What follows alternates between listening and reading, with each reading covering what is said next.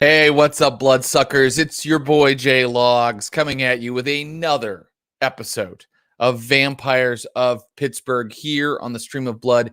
Vampires of Pittsburgh is, of course, our ongoing Vampire the Masquerade 5th edition chronicle, and you are watching part of our storyline Lockdown. The people of Pittsburgh are under siege. The kindred of Pittsburgh are under siege by the Second Inquisition, which has declared a form of martial law on the city. And all the vampires are on the run. Their havens are being burnt to the ground. The Camarilla and the Anarchs are scattered. Can our small coterie survive? Leave alone thrive in these what appear to be the final nights. I am so happy that you made it here today. This is our flagship show on the Stream of Blood. We do all kinds of live stream role plays here, particularly of games that have a horror or blood element. That's why we call it the Stream of Blood. So if it's your first time, welcome. If you are a long-term fan, say woot woot in the chat, and I welcome you all. We have a big episode today, so let's introduce our amazing cast. You may have heard her voice in Horizon Zero Dawn or any number of other video games. You can also see her on the Apple TV Plus series Mythic Quest. Please welcome as Jen Brown. Jen Total Failure Brown. I used to say she was a tech CEO turned thin blood, but she's so much more now. She is a nascent anarch leader, Jen Brown. Please welcome the lady who portrays her, Miss Ashley Burch, everybody. Hello. Howdy do. Howdy do. I'm very nervous for the session. I know, and you should be. And, I know that your character was at a different location, but just right now while I'm saying hi to Ashley, I'm going to tell everybody we're going to go ahead and move your character to the location where the action is happening. Oh, great. Yes. Now you don't have to be at ground zero. I think that, you and Clara can pull up in the car and then decide what to do. But just so your wheels can be spinning as I introduce the two fellas. Okay, great. You might become face to face with Sonia again tonight. Are you nervous? Yes, extremely. I feel like she knows all my weaknesses. She knows how to get into your head, certainly. Yes. So I wish you good luck, and I hope you totally face her tonight and just take her down a peg. That would be really wonderful. hope I don't own my namesake, Total Failure Jen Brown, or Jen Total Failure Brown. Tonight it's going to be Jen Messy Critical Brown. Yeah. Let me bring in a guy who knows all about Messy Criticals. He is a talented actor and improviser you can see in the Improvised Shakespeare Company, as well as having many acting roles and being a collector of weird books and heavy metal music. Please welcome as Curtis Krieger, the embattled veteran, loyal friend, and sometimes drug addict, Curtis Krieger. Please welcome Ross Bryant. Oh, yes. Hi. Man, what another kind intro. Just dipping back into my great black magic stories. Yes. Having read the story "They Bite," now moving on to Aleister Crowley's "The Vixen." So yeah, Aleister Crowley wrote fiction. I didn't know that. Apparently so. This is a pretty brief story, but I've in skimming it, it looks like there's a moment where a sort of like fox demon bursts out of a woman's back. Oh. Okay. Aleister Crowley, in case anybody doesn't know, and I bet a lot of people in our chat do know, Aleister Crowley was a 19th and early 20th century occultist who I think mainly wanted to get his swerve on, but used the occult as sort of a means to do that. Am I characterizing him well? Yeah, I think you're right. I think if you really boil down the Ordo Templo Orientis, it's really like Aleister Crowley kind of being an early 20th century pickup artist. Yeah, it's just like all of his magic books were really his version of the game. Or right, whatever. Exactly. That makes a lot of sense. A great guy. Well, I hope that They Bite has prepared you for today's session, Ross. I'm going to bring in our third player, all the way from across the Atlantic Ocean. You may have seen him on Raised by Wolves on HBO Max. He is playing Lucius Ali, a Diablerist, but also an idealist, someone who wants to change the world of vampires permanently and take down his sire, who is a Camarilla Archon. What a fantastic actor and performer. Please welcome Abu Salim, everybody. Hello. Hey, buddy. How you doing? I'm doing well. Yeah. I'm terrified. Right.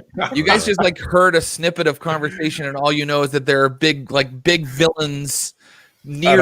And I remember Ross ending the session with him saying, and then Curtis touches Lucius and is like, that's what I remember. That's stuck on my memory. Well, here's the good news. Sometimes it's just worth repeating.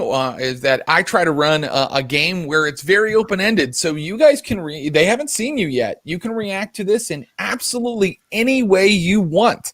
Meaning, you can just sit back and listen and watch the show, or you can intervene in some way. I'm going to give a recap here in a second, but is everybody ready to play? Oh, yes. Yes.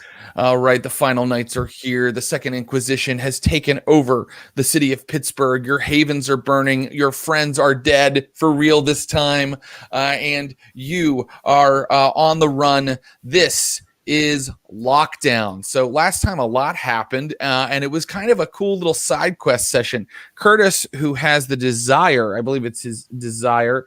Let me take a look here. Oh, no, it's his ambition, actually, to destroy Pittsburgh's drug trade.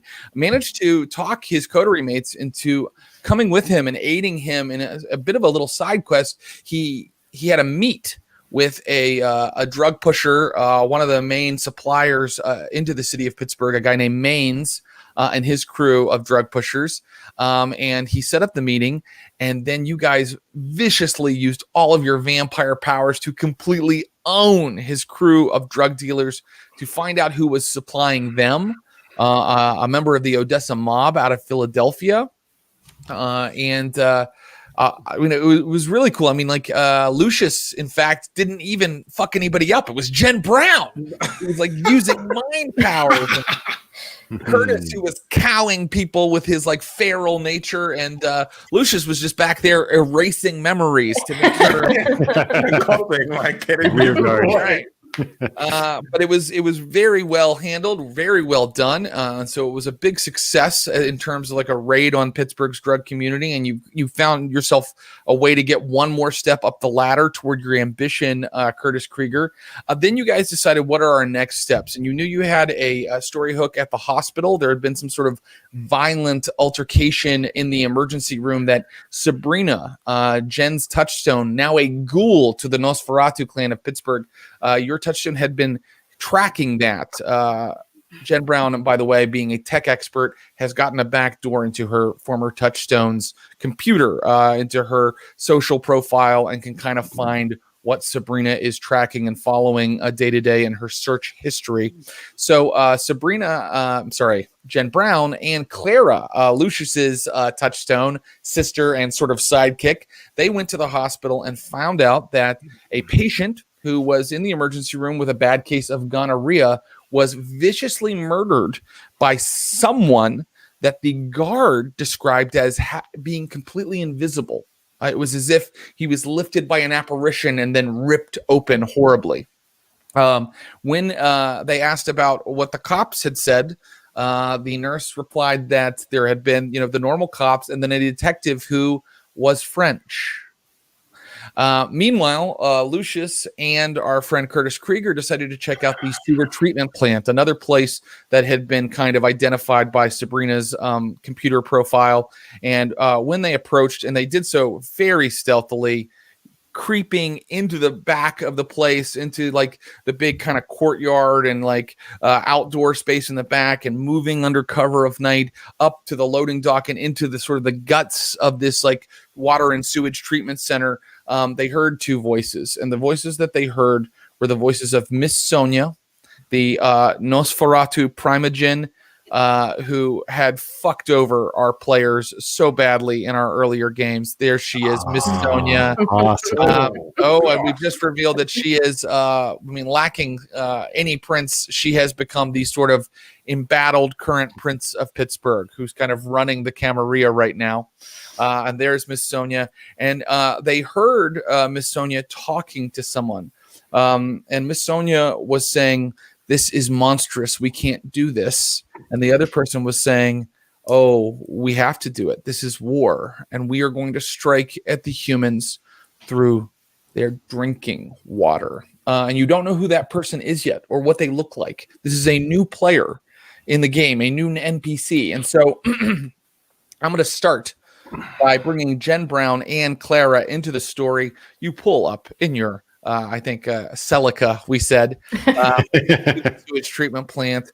I am going to go ahead and, if it's okay, hand wave a little bit of what knowledge you have about this, because I'm not super interested in playing a game where we wonder if Jen Brown and Curtis have been texting each other. So I'm going to say that I think it's, unless you guys disagree, it's fair to say that Curtis has let Jen Brown know the general plan, right? That they were going in the back to see what was there, but perhaps Curtis has not let her know what he has newly found out, right?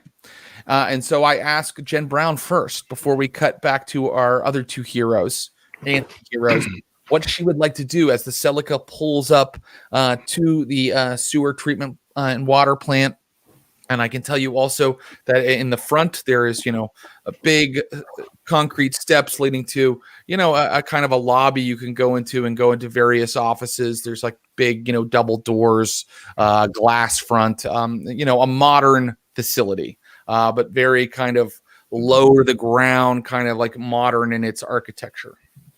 I think first I'll probably text Curtis, assuming that I haven't heard anything has gone awry, just to sort of be like, where are you guys in the facility? Right. And so I think it's okay to assume that that they went in the back, and around back there's, chain link fence. You see a lot of like piping and structures that are, part of the filtration system. And it's a large space back there where they can kind of run like, forklifts and little cars that can drive them to problem areas that they can do maintenance on. So that he and Lucius went in that way, but it's completely makes sense for you to text them right now and be like, where are you now? Or like, what do you see or something? Assuming that we all keep our phones on complete silent is what I'm guessing. Well, let's see if we can assume that. Yeah. I'll just ask. Let's not catch you on the technicality of whether your phone is on silent. Curtis, you keep your phone on silent? I think Curtis is savvy enough to, if he's doing a stealth mission, he would have his phone on silent. I think that he is too. So it's like the last thing we saw was shush, and then suddenly it's like a ringtone of like Britney Spears' "Toxic" starts playing from his pocket. God damn it! I didn't know Curtis was a Spears head. As entertaining as that would be, it's maybe not this show. I don't think that happened. Yeah. So very good. Your phone buzzes, Curtis Krieger. I can tell you that Clara is getting out of the car and she's kind of like looking around. Clara thinks of herself as kind of a spy. I mean, she really is. She's been a spy for Lucius for a long time. So good at doing it as well. Like she really is. I mean, she's really not bad at all. She got a ton of info about the headquarters of Miss Sonia and her Camarilla gang. And so now Clara is sort of very carefully and stealthily approaching the front door of the building. Just you can stop her, Jen Brown, if you want, or you can let her do her thing. I think I might wave her to hold on if it's taking Curtis a second to get back to me. Mm-hmm. Great. And so we will cut to so she looks back at you when you wave her to stop, and she waits, and everybody's kind of tensely waiting for news from the gentleman. And let's cut back to Lucius and Curtis.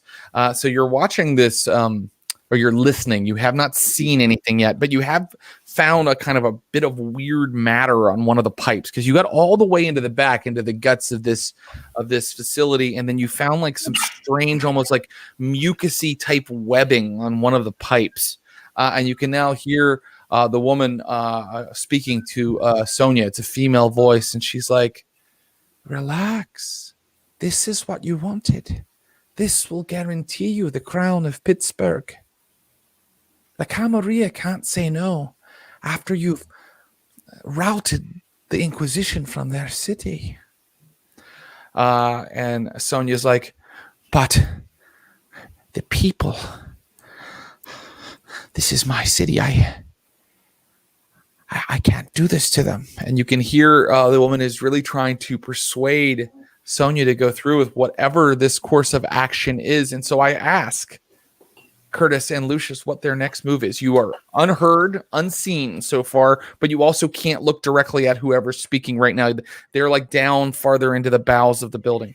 So, but the pipe is next to us, right? There is this pipe with this matter thing next to us. Yeah. Yeah. And it looks like this kind of weird webbing, Lucius, is kind of like strung up and then kind of leads down into like, you could go like down into like a lower level through like a big bay in the middle of the floor up ahead. Can we go to that unseen? Yes. I'm going to allow your stealth roll. You guys did such incredible stealth rolls last time. I'm going to allow you to creep up right now without me like kind of rolling against you. And I can tell you that when you now look down into this bay, you see that an entire weird nest has been formed out of this strange, like kind of mucusy webbing. And down there in this like lower bay where definitely like, you know, there are various gauges and things to control pressure and whatnot. And there's a sound of like water moving through machines and pipes. You can see Miss Sonia. You can see that she has two men with her who are dressed in dressed down River Run community security uniforms.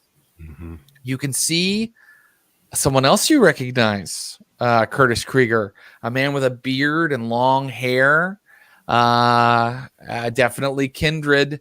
Perhaps you remember Erasmus. He is standing there as part of their party as well. Yes, there he is. Erasmus, the ex-Anarch leader and know-it-all asshole, is standing there too, and very out of character for him, perhaps letting you know how tense this scene is. He is not running his mouth as he normally is. He actually looks kind of nervous while you're watching him. And, you know, kindred, when they're nervous, they're kind of like, you know, animal-like. He's kind of like pulling one of these, like, and across from them, standing among that strange organic matter, is a beautiful woman in 19th century garb. And she is the one that is speaking. And she seems very calm. And right now I will allow you guys wits plus awareness rolls. Wits plus awareness.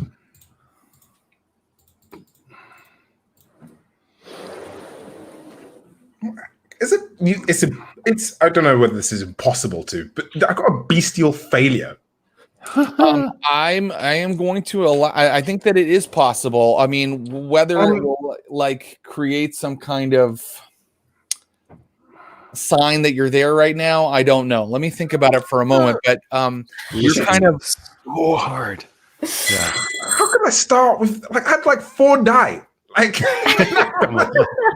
it happens. It weirdly happens. And if you're hungry, you know, you can fail on an observation roll. And so I think I got 4 successes. If that it does matter. Okay. So here's what I'm going to rule. Lucius, you guys have been feeding on vampires, and Lucius, you suddenly find yourself suddenly face to face with a group of vampires who are all like spending blood. Like they're all getting tense. Like this is a very tense negotiation. The beast is right at the surface. And so the reason you get a bestial failure, Lucius Ali, is because you suddenly find yourself extremely hungry. Fuck. Now, Curtis Krieger, I can't tell you why. I can't tell you how you know, but perhaps it's because you are so feral yourself. Sometimes you have access to senses that are not quite human. You have a feeling that this beautiful woman in 19th century garb, that there are people behind her. Yes, and this is what she looks like. And she's standing there among this sort of like gory web of strange, like horrific, like viscera. And she's talking to them. And yes, she even does have like a rose in her hand. And she's kind of speaking to them like, you have to go through with the plan. This is what we decided. You can't have second thoughts now. And when you say there are people behind her, do you mean literally or figuratively? Is this she is powerful, or there are literal minions that she's concealing? There are literal minions that she's concealing. Somehow you are sure of it. And Lucius Ali, you are just very hungry. And so here's the fun part where I say, okay, what do you do? Well, first, I mean, I took the phone into my jacket and text Jen Sonia here in all caps. Great. And I maybe drop a pin as to our precise location in this facility. Great. I'm going to look to Curtis, and I'm going to like just kind of almost like laser focus hitting like on him, in the sense of like trying to get my attention away from that, and sort of like try and just say like, take a picture, take a picture of him, take a picture. Like, I take my phone and turn off the flash. It's on silent. It won't make that annoying chee sound. Now, are you doing a landscape or? No, Ross would definitely go landscape, but Curtis is quick and dirty, so it's horizontally or vertically oriented. Okay. Yeah, so he just like holds down the button, and it's like it does that thing where it's counting up photos like 5, 1, 2, 3, 4, 5, 6 as he scans around. And yeah, and so you guys have effectively done like a perfect spy mission so far. Like you're just like, oh, these people are meeting. Like it's exactly like in Tinker Tailor Soldier. Like you got everybody at the drop. Cool. So you cover everybody except for the people that I've alluded to who are not visible. Now what? And you say that when we're by the pipe, that's the pipe with the weird webbing, right? Mm-hmm. Can I go taste it? Yeah, you can actually. And as you do that, Curtis like grabs you by the shoulder and is like, "What are you doing?" Just there's something in. Just trust me. And then I'm gonna go taste it. Okay. So there's a reason why you would do this, Lucius Ali, and it's horrible, but it's so wild that Lucius is so in control in some ways and so not in control in others. And the reason is you realize that this webbing actually does have some blood flowing through it. Right. And as you bite into it, suddenly it gushes out into your mouth. And you may remove a point of hunger. And you may also give me a stamina plus. Oh my God, stamina. Just a stamina roll, I think. How's your stamina? It's like 2. Actually, I'll allow you to add your current willpower. So stamina plus current willpower. Okay. So how do I do that? Do I just add all the what? So based on what I have for your sheet, you have a stamina of 2. That's right. And then your current willpower is whatever willpower you have left. Add that many dice to the pool. Oh Lord, I haven't spent any of my willpower. So very good. So you should be rolling 7 dice for this. And in order to not have adverse effects happen to you right now, you need to give me 3 successes. Yeah, I've got 5 successes. Okay, great. Lucius, all I can tell you is that it's not quite vitae, and the taste is not it's not good for you. Like you immediately feel like extremely nauseous and like sort of lightheaded and feverish for a moment, and but you were able to keep control unbelievably. And is my medicine or anything like that able to kick in regards to sort of what Yes. this is doing to me. Yeah, you should make a medicine roll right now, an intelligence plus medicine roll to see if you can figure out what's happening here. Okay, that's another 7 die. Dang, Six successes. Woo! Okay, well, that's enough for me to tell you everything I possibly could, which is that you just I want you to remove a point of willpower for this because it's so distracting. You realize that what you've just bitten into is a giant petri dish. That this is like a gigantic bacterial colony that is being fed by vampiric vitae, and you've just taken a bite out of it, and you're not sure what the long-term effects will be, but they can't be good. What? I'm telling you, you're the one to take a taste. You want to nibble the ooze, man. You got it. You never nibble food, man. And remember, children, don't eat sweets off the floor. So, yeah, and I think I'm watching Lucius like kind of like react to this in real time, and I'm just like, is it good? And like, I'm just gonna be like, it's blood, but not blood. It's what are they doing? I mean, it sounds. I mean, I think Curtis is smart enough to maybe begin to put 2 and 2 together about what this plan might be. I just want to I want to keep listening if we're well and out of there. If no one seems to have clocked this. Well, great. If you are keep listening, suddenly you hear the beautiful woman in 19th century garb go, hold for a moment. And then because you're listening very closely, Curtis, you can just see that and you're watching, you can just see that she's listening to someone or something behind her in the shadows. And she goes, we have visitors. And she follows the line of the webbing up to you, and Sonia looks up, and the ghoul guards look up, and Erasmus looks up, and what do you do? I want to. We were listening out of their ears, just like I want to be as quiet as possible. Great. Let me find who is the most aware, and you guys make stealth rolls versus them. I think dexterity plus stealth. Lucius, that's only if you were trying to creep away from the edge, like my friend Curtis here. Yeah, I think I'm going to try and do that as well. This is an army I'm not wanting to mess with, and I've just bitten into the ooze, so... I've bitten into the ooze. What does a messy crit mean? A messy crit in this case, for a stealth roll, very interesting. This is not good. Yeah. Let me just eat shit, man. I'm just hungry. Come on. Here's what I'm going to say a messy crit means. To me, a messy crit means your beast has risen to the surface, and so you are hiding, but you're not hiding like a person, you're hiding like an animal. And that means that and I think also reeling from the realization that he's just bitten into a huge bacterial colony is probably adding to this as well. And so you are going to now I'm going to say, unless you want to roll willpower, I think you're going to go into what's called a fear frenzy and run from the building as fast as you can.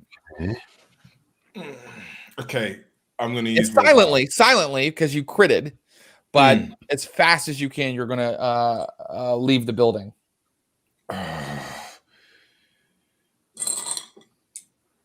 Actually, you know what? I'm just going to. If you want to resist that, you can roll your willpower. You can roll your willpower. I'm going to let it happen. I'm just going to let it happen. Okay, and here's what I'm going to tell you what happens in a second. But Curtis, you should just know that like suddenly Lucius is up and gone, like so fast and silently too. He's just like gone. And Curtis Krieger, how did your stealth roll go? 3 successes. Okay, so they actually got 3 successes as well, and so they don't see Curtis's face, but they do. They do. Everybody confirms that someone's moving away from the lip. I mean, they all are like convinced of it. And so now we're not quite ready. I'm not going to enter combat mode yet. I'm going to say this happens. I'm going to say that because you are in a frenzy mode, Lucius, you don't move back out the loading bay you came in. You just kind of move as fast as you can like an animal, and suddenly you burst out of like this through these like doors out into this other kind of office area, and you're in this corridor that's leading toward the front of the building. And Curtis Krieger, do you follow him? Or do you go out the loading bay that you came in through? He's like gone down some other fucking hallway. He's basically left this sort of area with pipes and like machines where you kind of like control the system, and he's pushed through into the area where the office people work and whatnot. At this point, Curtis already told Jen where they were, so he wants to intercept her before she comes in. So in his mind, splitting up is not necessarily a bad idea if you're trying to elude pursuers. So Curtis goes the way they came in and tries to meet up with Jen if she's on her way in. Okay. So now we are going to run a chase. I'm going to allow these creatures, these kindred dexterity rolls to come after you. You're going to let me know if you have celerity or anything that affects your speed. You can add that to your dexterity plus athletics roll. They'll roll dexterity plus athletics. I'm going to say because they are down in a down in a lower level and they have to kind of go up a ladder. Some of them get a -2 to their first roll to pursue you.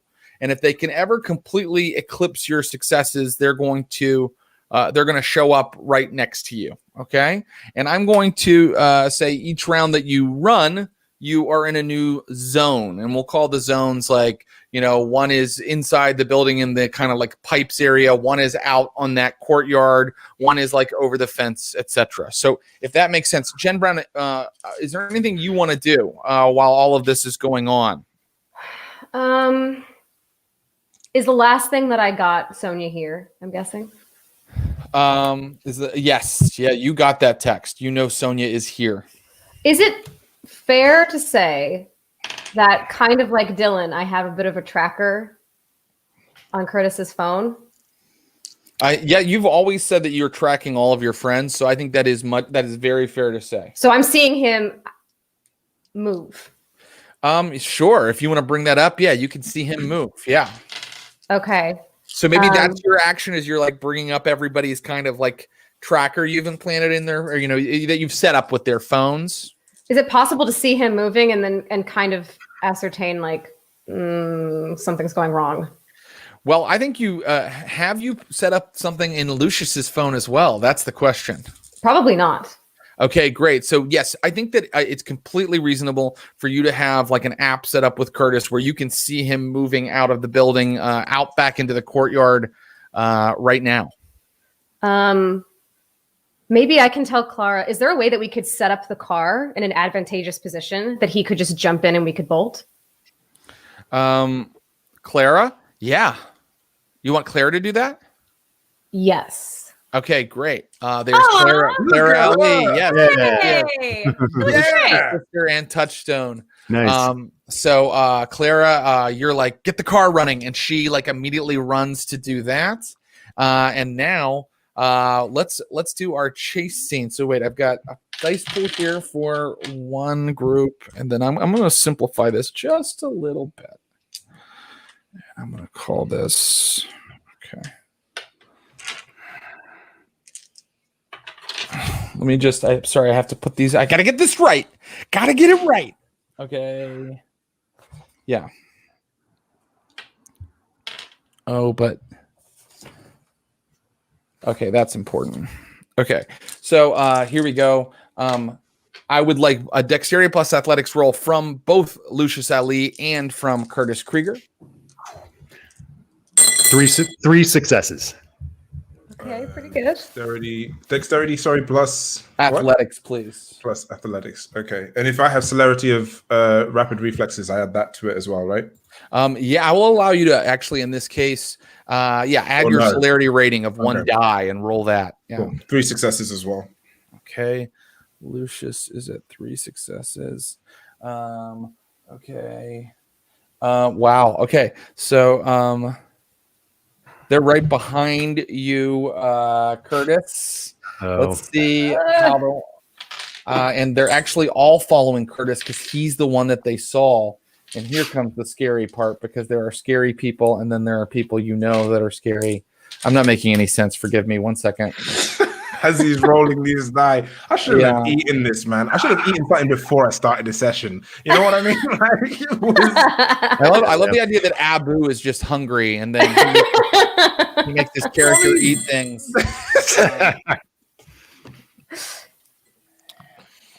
Okay, yeah. So,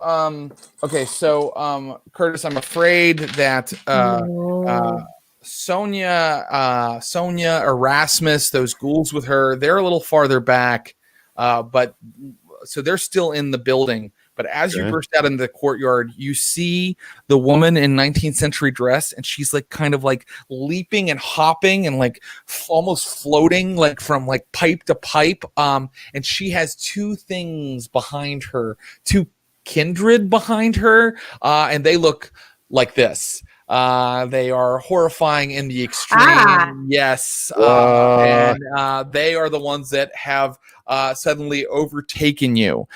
You can in this coming round, you can just decide to continue to run, or you can confront them. But I can tell you that they're going to get a chance to grab you this round. These two. Oh, okay. Yeah. Lucius Ali, you have moved out of the offices into like the big lobby of the sewage treatment plant, and you can actually see out of the double doors onto the street now. And another just Dex plus Athletics will get you out there if that's what you'd like to do. I think that you need to flee for a couple rounds. I think at least one more round your character is in like pure flee mode, but let me know if you'd like to change your action, and we can have you roll willpower to calm yourself or something. Well, I mean, so I'm just trying to okay, so I'm just trying to gauge. So I'm like in this fear frenzy, just kind of like as an animal, right? And yeah, I think I kind of want to just keep running almost. And I think, yeah, just running away from whatever I licked into, just carelessly. I know that it's beautiful. Give me this time, give me a strength plus athletics roll, because I have an idea for what happens. I mean, a fear frenzy should be a real fear frenzy, and I have an idea for what might happen with it. Curtis Krieger, what are you going to do this round? What are you going to do? I think I'm going to try to peel out and elude these two horrifying creatures. Great. They're going to make brawl rolls to try to grapple with you. And if if they get more successes than you get on like a Dex plus athletics roll, then they will have grabbed you and held you here. Okay. All right. Jen Brown, Clara, the Celica is started. It's ready to peel out. She's like in the driver's seat. You're not sure that she's ever driven in America before. And in fact, Clara makes a joke. She's like, "What side of the road is it again?" And Jen Brown, what would you like to do? Not funny, Clara.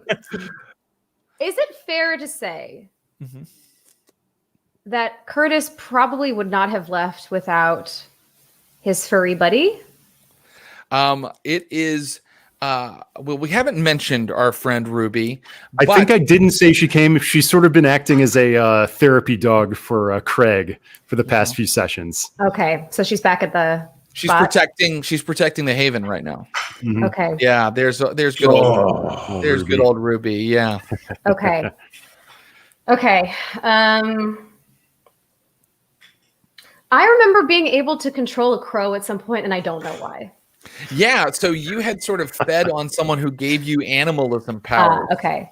Yeah. That was temporary then, right? I think it was. Yeah, and I think since then you've kind of been like formulating your blood, and you've gone back to using compel and your alchemy power of far, moving things with your mind. So what would you like to do? if you have an idea involving like I would have drank such and such blood, we can talk about it. But I might make you roll to see if that's true. I think since we don't have Ruby, I think I'll probably just try to track where Curtis is moving and meet him halfway so he's not by himself. Great. Do you want to hop into the car and kind of be like right near the fence where he'd come over? Yes. Great. So you hop into the car with Clara and you tell her where Maybe to drive. can I tell her to like move over and I'll I'll take over the wheel. Great. Yeah, you absolutely can. And you guys drive like right to where you think he'll come over the fence. You have a very good idea. And now let's see how everybody's rolls went. Lucius Ali, how did your roll go? So I was going to ask if I could use my blood potency to add some dice. You want to surge? Yeah, I want to surge. Give me a rouse roll. Okay. And then you'll get 3 extra dice with that rouse roll. So I got 1 success. Yeah, it's time to surge. That's brilliant. See, I got 1 success. So you got lick success on your rouse roll means you don't get hungrier. You don't get hungrier. You rouse the blood, and so you are moving like a silent freight train toward these doors. And you can roll 3 extra dice with your strength plus athletics roll. And what did you get? And then I've got 4 successes. Altogether? Yeah. Okay, that's enough. I think that's going to be enough. Suddenly, well, they don't see it because they've driven around the building. But Lucius Ali, this'll break you out of your flee frenzy. You shatter the glass double doors of the sewage treatment plant as you kind of leap out of it, like running at like an incredible sprint. And there's like pieces of glass falling off of you, stuck in your shirt. Some are kind of stabbing you, but it doesn't really do any kind of meaningful damage as you run out into the street. That is what a fear frenzy will do to a kindred. Now let's go to the real scary roll of the round. How did you do? Well, how did you do, Ross Bryant? How did Curtis do?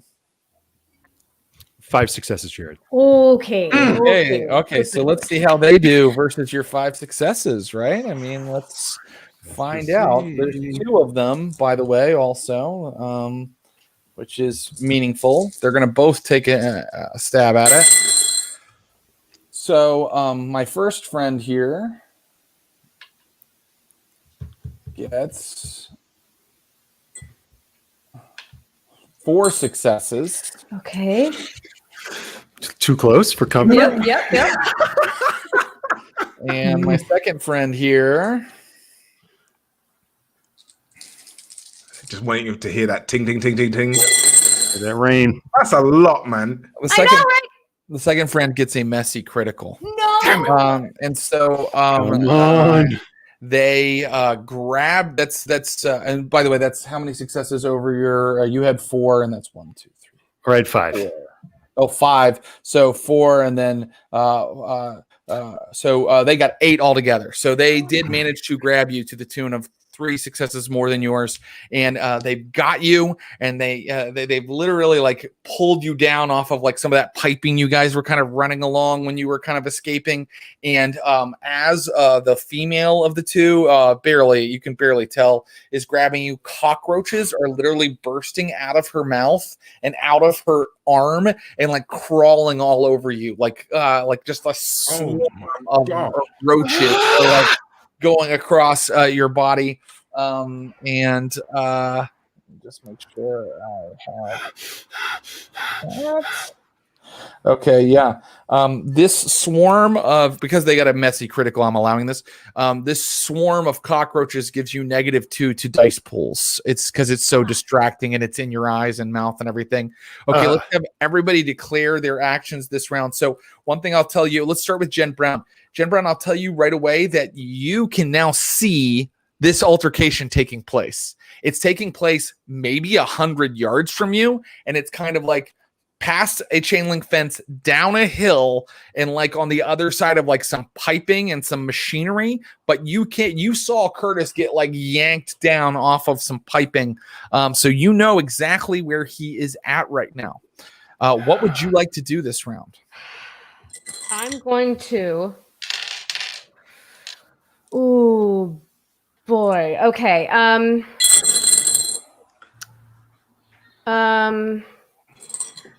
If I, just as a logistics question, so I know how much I'm rolling. Mm-hmm. If I were to use far reach, what would my dice pool be? Yes, no problem. Your far reach dice pool would be. If I wanted to grab him or shove them off or whatever. Ooh, interesting. So that's pretty far away. Let me see here. Boy. Well, I know that it is your alchemy plus something. Give me one moment. And you don't literally have eyes on all of them. You kind of just, so it's going to be like a lot. I'm going to make the difficulty pretty high. Sorry to make things tougher and tougher. Let's see here. Here we go. So you're doing resolve plus your alchemy. And then you're going to resist someone's strength plus athletics to move them or to grab something from them. And let's see. What is the distance? I'll tell you something. Every success I'm going to allow, I tell you they're like 100 yards away from you. It's pretty far.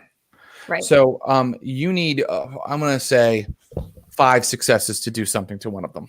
Okay. And so alternatively, if I was going to try to compel, what would my dice pool be for that?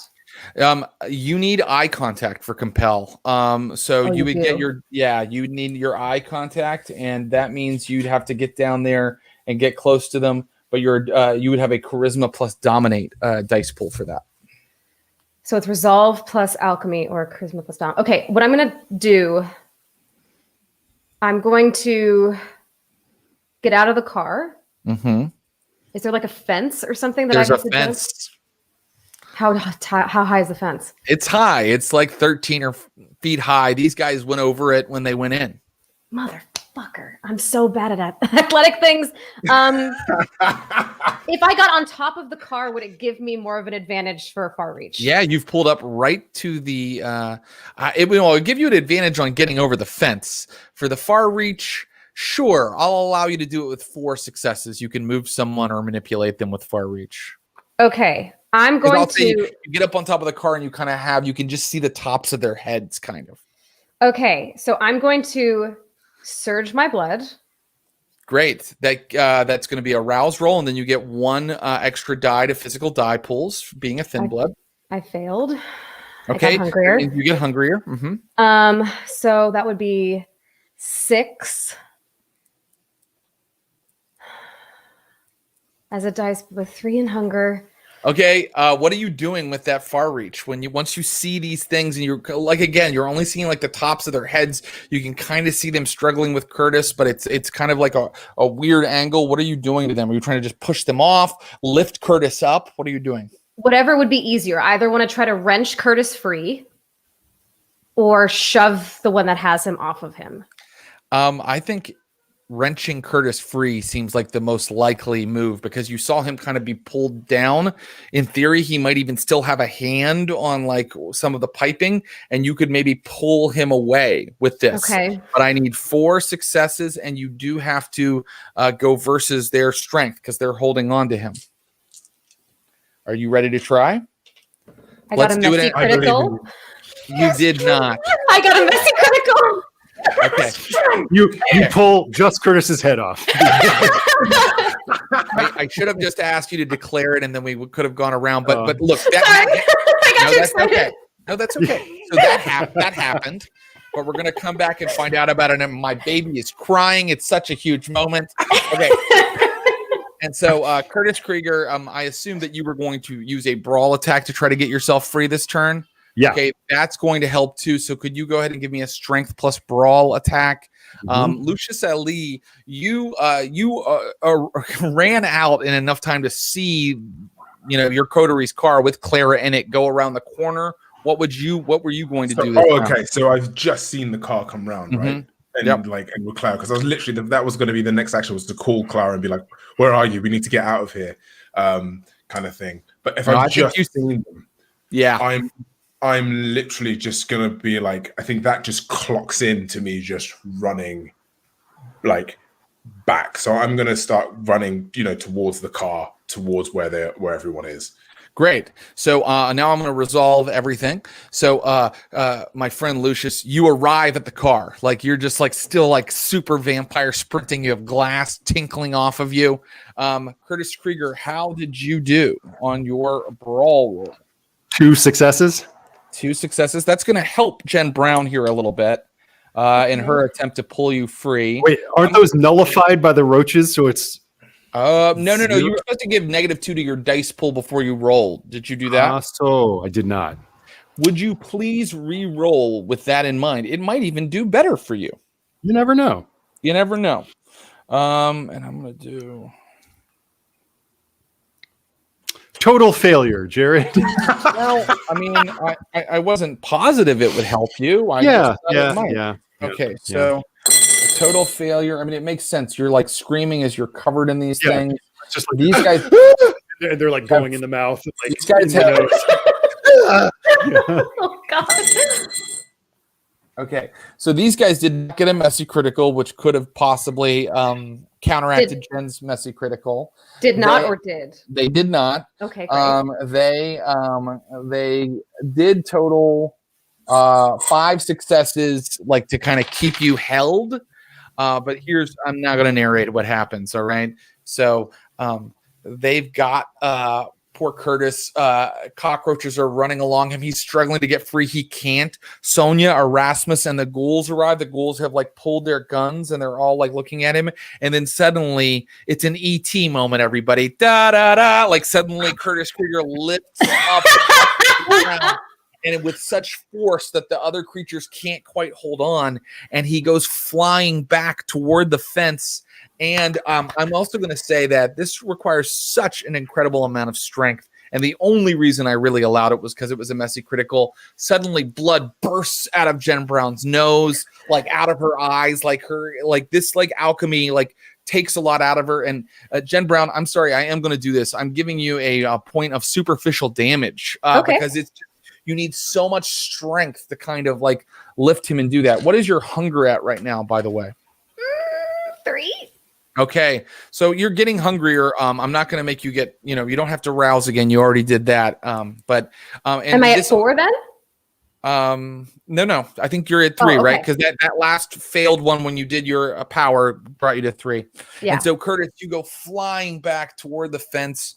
And I'm also not going to rule that he goes all the way over the fence, lands in the car, and can get away. He flies back and bang, like goes up against the fence, and you're right beside Jen Brown now, Curtis. And these your pursuers are kind of heading up the embankment toward you. So let's declare what we're going to do this round, everybody. Your pursuers all look like they are going to give chase, climbing up this piping and up the embankment toward the chain link fence after you. Jen Brown, you are on top of the car, having just did this amazing far reach roll. What are you going to do? I think I'm probably going to like collapse onto the hood of the car and look at Lucius and be like, help him. Great. Perfect. Curtis Krieger, what are you going to do? I'm going to try to get over the fence. Give me a Dex plus athletics roll. No, strength plus athletics roll. You need 3 successes to climb the fence and get over. Still -2? Yes, because these things are still on you, I think. Lucius Ali, what are you going to do? I'm gonna actually. I mean, like, is it a wire fence or is it like quite a barred heavy? It's fence? a wire fence. It's like a chain link. Yeah, so I mean, it's pretty sturdy, but I'm gonna like grab it and just pull it back as a way to help the kind of, rather than him having to jump over like this, it's almost like he has to climb something like that. If that makes any sense. So yes, it makes total sense. You have no potence. So I'm going to say you will have to surge for this. Is that okay? That's fine. I'm happy with surgeon. Okay, great. I just bit into some ugly oozy stuff, so I'm pretty good. Okay, I think this is amazing. Okay, wait. Let me just put together these dice pools. I'm going to put together a dice pool for the baddies here. Okay. Remind me how many successes I needed, Jared? Was it 3?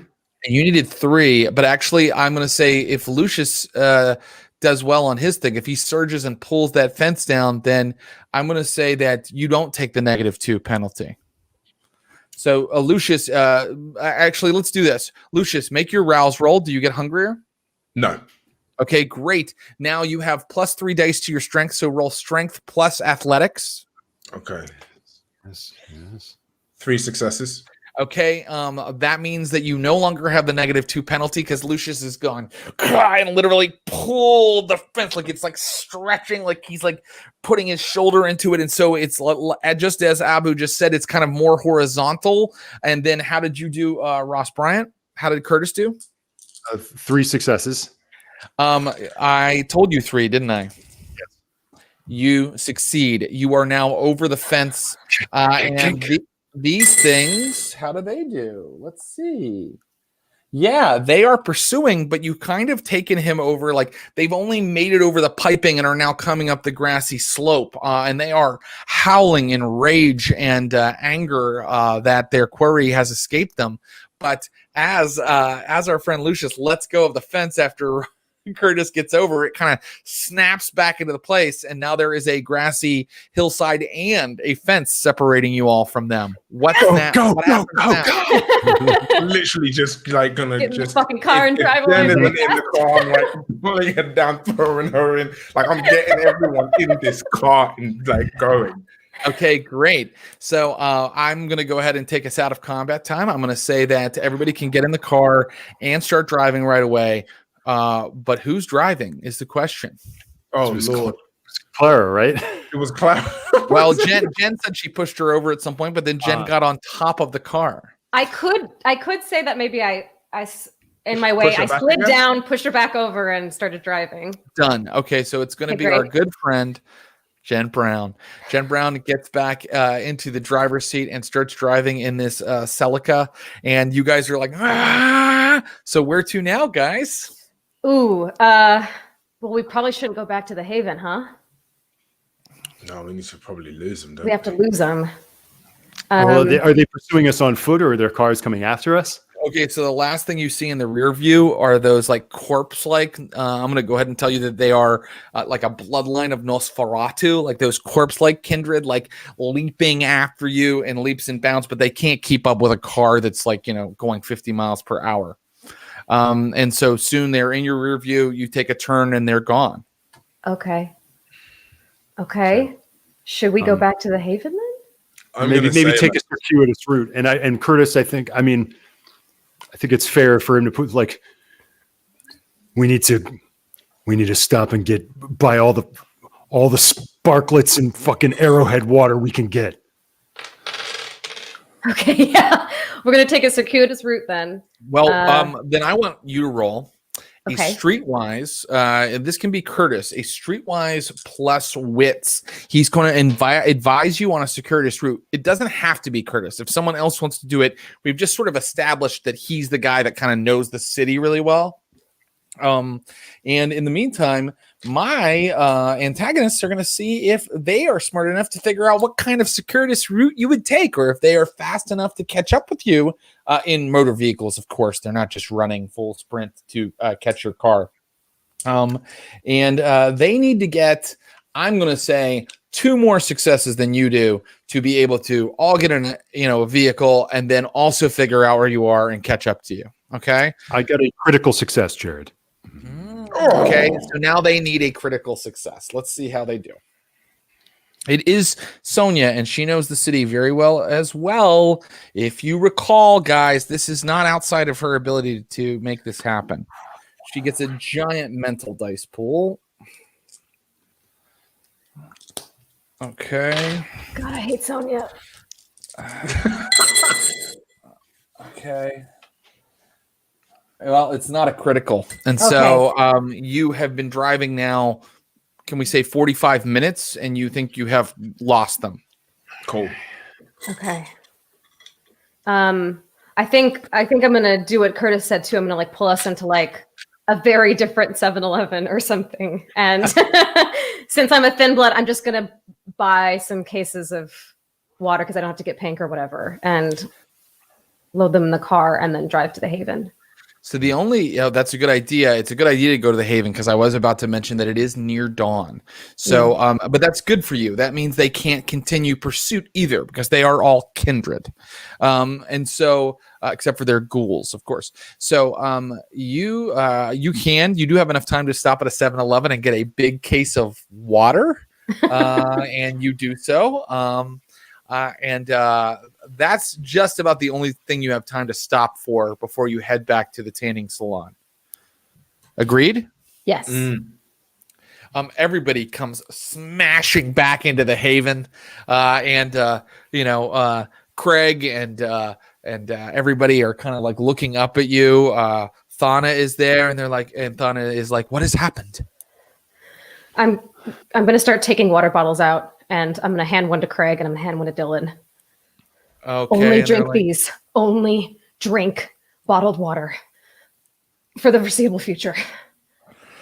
And I'm going to have a sit down. Oh, you're going to have more than a sit down. As you sit down, you find yourself slowly rigor mortis is setting in, Jen Brown. You know what I mean? You are slowly, the sleep of death is coming upon all three of you. And so unless anybody else has another action, you may... I wouldn't mind if one of our mortals could maybe just go to a payphone and do a 911 call because they saw something weird at that water treatment plant. Great. Who are you sending? Clara's like, I've got it. Great. Great. She runs out the front door. Brilliant. And so, Jen Brown, I forgot that you are thin blood, so you get a little more daytime action than the others. But Lucius and my friend Curtis, especially because they have, increased their blood potency, you guys are definitely feeling like the slumber of the ancients is coming upon you. Yeah, I think I'm just gonna go. I'm gonna look at Clara and sort of take a moment to just kind of. Take her in that, okay, we survived another day. And then sort of again, center myself. I'm going to really try and feel this thing inside me because I'm really terrified. And then I'm going to go to sleep almost with that as my last thought. Wow, that's so, that's sad, but appropriate. So Lucius, you lay down in one of the tanning rooms, and your last thought is of Clara and whatever this bacterial entity is inside of you. And Jen Brown, further actions. You can stay awake a little longer. Your humanity is high. You're a thin blood. I think I would just probably tell everyone that we'll talk about it tomorrow. There's not a lot of time to catch everyone up, but I'm going to emphasize to all of the mortals to not drink any water that isn't bottled. Okay. Let me have a further stamina roll from Lucius L.E. as he sleeps. Oh boy. I got a bestial failure. Oh no. Okay. Oh, that's very bad. Everybody make their rouse roll to awaken the next night, but Lucius, you make 2 of them. Success. 1 success, 1 failure. You get hungrier. Mm-hmm. Oh man. How did it go there, my friend Curtis Krieger? Curtis is very hungry. Well, so is Lucius. And Lucius, you can narrate how you walk into the common room to meet your coterie mates and the other humans and allies. But I can tell you that when you guys see Lucius, the pallor of his skin looks more like those creatures that you saw chasing after you last night. And in fact, Lucius, you discover upon awakening that there's little bits of that weird mucus coming out of your nose and out of your fangs. Oh my god! Yeah, you don't look very good. Ooh, I wonder if this is where I could narratively discover my diffractionate. I think that this is a excellent time for Jen Brown to try something to help her friend because he's looking like really kind of sick, and it's horrifying to you because you guys have been vampires for a little while. You don't get sick. Right. Curtis looks up. He's like, he's at baseline, a kind of gaunt and sunken looking guy, but now is like post-diablerization, like double corpse-ish. And even he is like looking at you like, you don't look so good, man. Lucius, you got a little. I'm literally just like kind of like this is, and my head is now just whirring. Like I'm going through all of the books, all of the kind of medicine, everything that I'm trying to get to understand this kind of idea. But of course, I'm this is something new to me, so I'm sort of just like I'm lost for words a bit, almost panicking and a bit of fear as well, just as that kind of sense is kind of hitting me. It's okay, Lucius. It's okay. Here, I'm gonna take him into the. I'm gonna be like, let's go into the back and just try to take him away from everyone else. Mm-hmm. Okay. I'm gonna follow. Just calm down.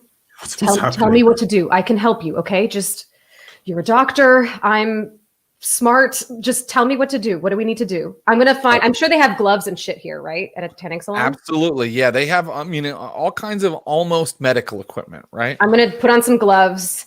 I'm going to get some tweezers. I'm going to get a little bit of the mucus and put it on something. Be like, right. Let's figure this out. Okay. Okay. And I'm just going to think for a second, and maybe what would happen if I tried to mix my blood with this mucus? If I bit myself and tried to mix my blood with this mucus, what would happen? Yeah. Do you guys want to experiment with that a little bit? Sure. Yeah. Okay, great. So, maybe while this is happening, Curtis opens the door and watches for a second. Is like, nah. You can give me science plus intelligence or medicine plus intelligence, and then you can suggest. We'll start with you mixing your blood with the mucus, and then you can try other little experiments to tell me what you think is happening. And meanwhile, Curtis Krieger, and you should declare an action while they're having Mr. Wizard's science room.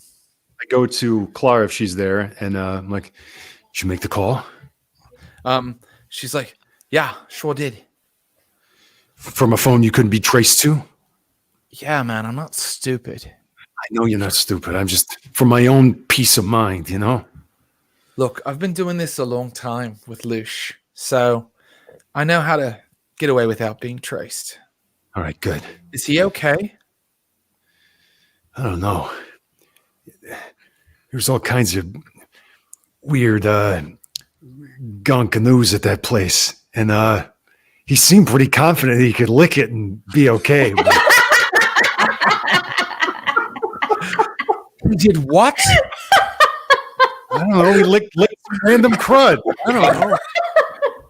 Clara bursts into the room where Lucius and Jen Brown are working. Let's resolve their first rolls, and then we're going to resolve the scene with Clara. How did those first rolls go, guys? So I got 5 successes. Okay. Sorry, I didn't roll, but I will do that now. I got 2 successes. Okay, so guys, that's a lot of successes. And so you can tell that you're dealing with sort of a bacterial sort of colony. And Lucius, you can tell your blood makes it grow a little bit. It kind of increases and it's the growth is so noticeable that, bacteria, it's microscopic, but that mucus sort of plumps when Vitae touches it. So this is ghoul bacteria is basically what I'm telling you guys. Okay. In the same way that Curtis feeds Ruby, this bacteria is being fed by vampiric Vitae to exponentially increase its size and potency. And that's when Clara bursts in and is running toward Lucius to kind of push him and attack him. Okay, I'm just going to take it there. I'm like, Clara, calm down. What the fuck is wrong with you? Calm down. Why are you hurting yourself like this? Just please, it wasn't the plan. I know. But calm. that's when you got notice that she has a little bit of that mucus on her arm and on her shirt. And she's like, what is this? What's happening to you? I'm immediately going to take a cloth and take it off. In fact, I need a medicine roll right now, or in order to sterilize your friend, or possibly this might have some effect on her. Okay, I'm gonna roll medicine now. Okay, great. And what else? Do I need to roll it with what? What do I need to roll? You need to roll it with charisma, because you're going to tell Jen Brown how to do it, because you can't touch her. Okay, 5 successes. I got 1 success, if that helps. It does. In fact, I'm going to rule that, Lucius tells you exactly what to do, and you immediately wipe down Clara and you get her out of the room. Yeah. And I'm going to say, as I'm getting her out, and we're like, we are going to take care of him. He's going to be all right, but you need to calm down. You're not helping him by freaking out, okay? He was never stupid like this until he joined your stupid group. You're going to get us both killed. And she runs out of the haven. Lucius, I want you to lose a point of willpower, and you're lucky you don't have a stain right now. You just endangered the life of your touchstone. Oh my God. I'm going to look at Curtis and be like, can you get her? Yeah. And Ruby comes with me, and we come after go after Clara. Ruby is out the door with you, Curtis. And so I'm going to stick with our scientists for a moment. And what needs to happen next? What are you going to try? How are you going to cure yourself? I'm going to let you have one more conclusion based on you get so many successes on that first roll. You think anyone you bite now, Lucius, will be infected. So I've got a suggestion, which is kind of crazy, and I need to I want to hit me with the vampire law. What happens to a vampire once they lose when I feed them? They go into torpor. Is that right? Torpor, yeah. But only if you've done you haven't diablerized them and consumed their essence. But the idea is that means that all the blood in their system has been drained, right? Generally, or sometimes it's because they've just taken in a tremendous amount of damage, which has rendered them back into an inert corpse. They still might have the ability. They might not be at hunger 5, which is as high as you can go. They might just be at 2, and they might be able to make rouse rolls to, over time, come back to life. Well, I want to do something. I suggest, I look to Jen and I'm like, this sounds crazy, but if this thing is living off blood or supporting itself through the blood, I need to find a way to drain myself completely of blood and kill this bacteria within me. So then and find a way of revitalizing myself without killing myself. Will you help me? Lucius, I've seen a vampire go into the space that you're asking to be put in, the same vampire twice, and it takes a lot of blood to bring them back. We don't have a lot of blood. I know, but I need this. It's either me or this whole family. Look, let me try something. And I'm trying to find a way to see if I can discover something that makes diffractionate almost like a vaccine or something that I could in the little petri dish of weird mucus, that I could find a way to change it so that it could become something that helps him fight off the infection, basically. Give me an intelligence plus blood alchemy roll. Okay. And I need 4 successes to discover a new use for differentiating. But with just 2 successes, I'm going to give you an idea of how to help Lucius with his plan. But if you get 4, you're going to create maybe even a new use for the power. I got a messy critical. Oh my God, I could kiss you for the screen. Yeah. And I thought I was a doctor.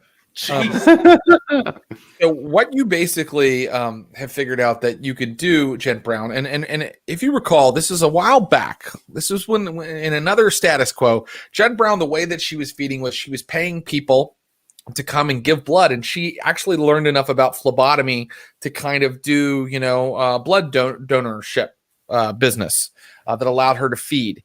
Well, Diffractionate allows you to take bagged blood or animal blood and make it like, delicious, wonderful, kind of like the urn used to. And so this is huge, Jen Brown. You realize that you have figured out like this sort of ritual to kind of like move regular blood through your blood and kind of make it into not just, because you got a messy critical, right? Not just good tasting blood, but in this particular case, you think that you can move regular blood through your blood and into Lucius, and it will act as an antidote. Oh shit, that's so cool. Yeah. So you have discovered the Diffractionate power, but also you have discovered a new use for it. You can sometimes heal kindred if they have a sickness, which is rare, and humans by setting up one of these like apparatus with all of your phlebotomy equipment and moving moving kindred blood into them. So I want one final roll from you. I want an intelligence plus science or medicine plus your thin blood alchemy. And in order to completely remove Lucius's strange infection, it will take all night. And it will require 4 successes on that roll. I'm going to do a quick willpower because I got 3. So I think I can hopefully get one more out of there.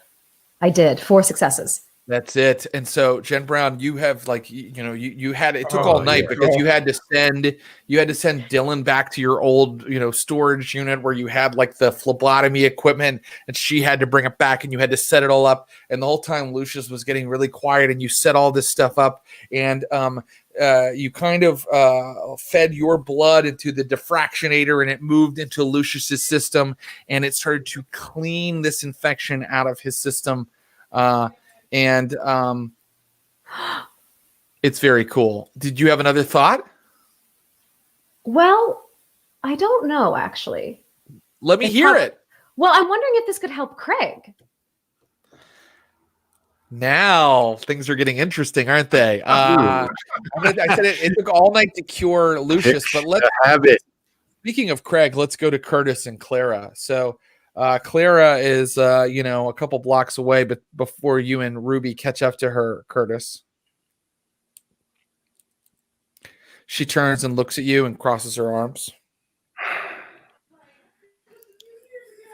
Hey, look, nobody forced him to do anything. He thought he was doing the right thing. No one forced his hand. Okay. And look, we all appreciate what you've done, what both of you have done here, okay? Why is he taking risks now?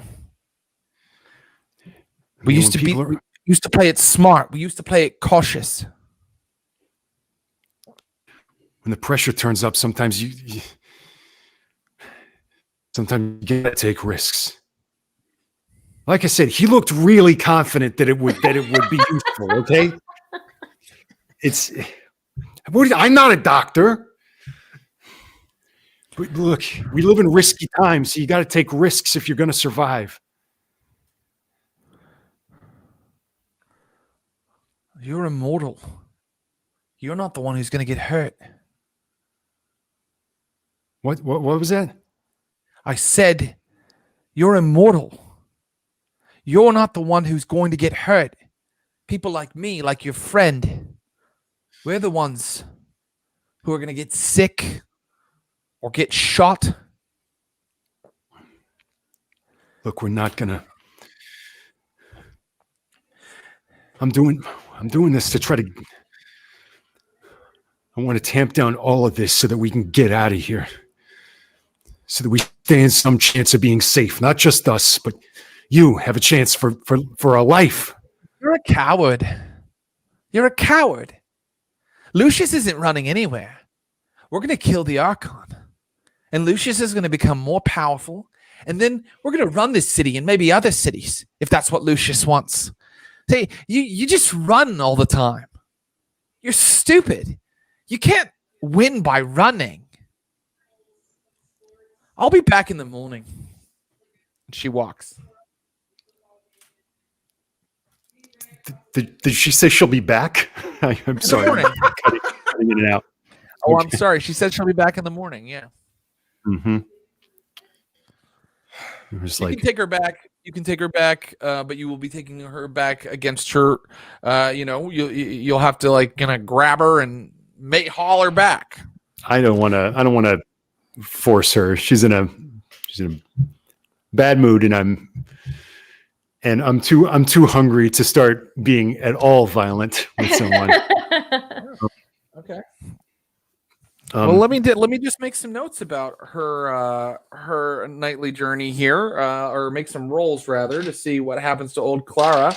And meanwhile, Curtis, these guys are having an all-night medicine sesh, so you have time for one or two more actions. I will say one thing occurs to you. Okay. I'm not even going to make you roll intelligence for it, Curtis. Jen and Lucius are very busy healing themselves, but you are the one who has a little bit of mental space to think about what were the Camarilla planning there, who were those people, and when will things get bad? You were the one that said, get fresh water. Mm-hmm. What are you thinking? Yeah. So I'm sorry. I'm making a roll to. You don't have to make any kind of roll. I'm just saying you can take any actions you want right now, but I will say that hook is out there. That problem is out there, right? So I'm just letting you know it's out there. I'm so sorry. I'm like super choppy right now. Oh, no problem. So all I'm saying is keep that in mind as you choose what you'd like to do next. Keep that in mind. That you did not solve that problem. You just saw a horrible thing about to happen and stopped it for a night. Mm-hmm. Does that make sense? Can you hear me? Yeah, I think so. Okay. We might let you take a little break after you tell me what you're going to do next. Okay. Oh,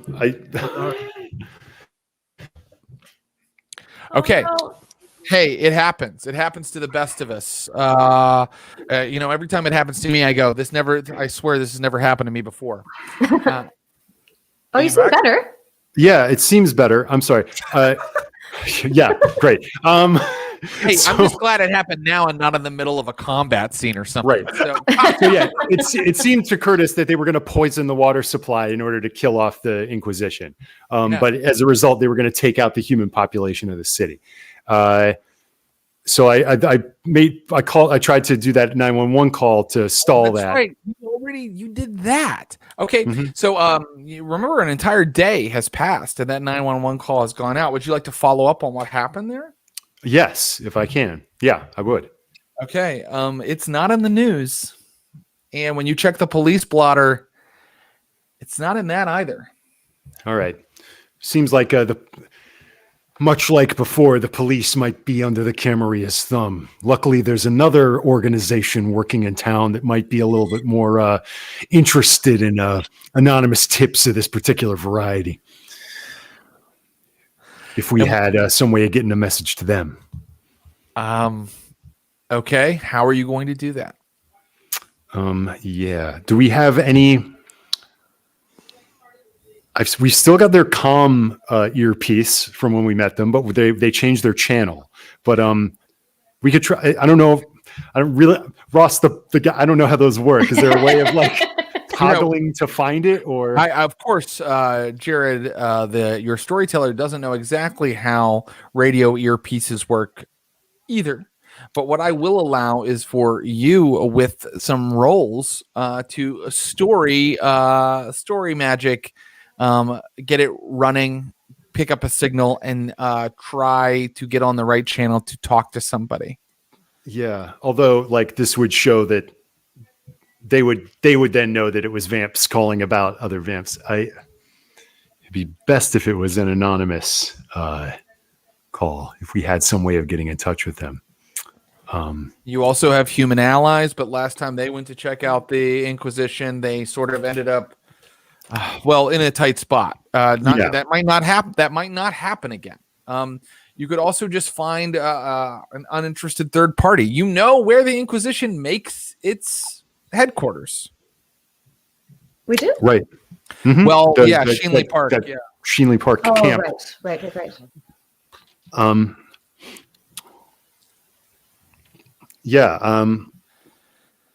I mean, shoot, if maybe we could get do a special delivery of a more IRL variety.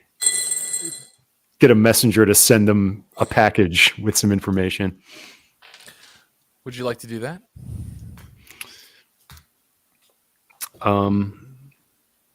Yeah. All right. So you're just hiring a messenger company. Mm-hmm. And you can even give them the message over the internet, basically, letting them know what you want it to say. And so who are you addressing it to, and what do you want it to say? And so this would be like, right. This would be biked over to them. Literally you are sending like a guy in a little car who belongs to like Western Union or something over to the camp. Yeah. Little bellhop outfit. You have to singing telegram. Look, to bike messenger. Yeah, to make you stupid proof, right? Mm-hmm. You know that if you do this, you have to pay, and if you pay, it's going to cost money. There's transaction that they can possibly trace. Is this something where you're just maybe just going to get an itinerant person experiencing homelessness and give them some cash and tell them to go do this? I mean, what is your plan? Yeah. I'd love to, as little of a paper trail as possible. Am I completely indisposed? Could he come in and? Yeah, he could talk to you. Jen is the person I would go to be like, if you've got a backdoor on these people, do you know how I could get them a message like, encryptified or whatever you do? So Lucius is like up on one of the tanning beds, and he's like, like almost like asleep, which you don't have to ever sleep as a vampire. So it's kind of odd. He's kind of like just weak and laying there. But Jen Brown, you think you've gotten him through the worst. You're kind of finishing the procedure. I'm going to say, Curtis, because it's taking us so long as players to kind of figure out what's happening. You've been kind of agonizing about this for a while, thinking of different options. And now you can talk to Jen Brown. Great. Look, I got these photos from the water plant the other night. Why fight this battle when we got these Inquisition psychos to do it for us? I mean, these vampires are going to poison the freaking water supply. So we gotta get the message to them in such a way that they don't know that it came from us. So, I mean, can you like hack the mainframe or whatever to do that? Oh, Curtis. Bring me my laptop. Okay. And I go and fetch that for you. I'm going to, let's see.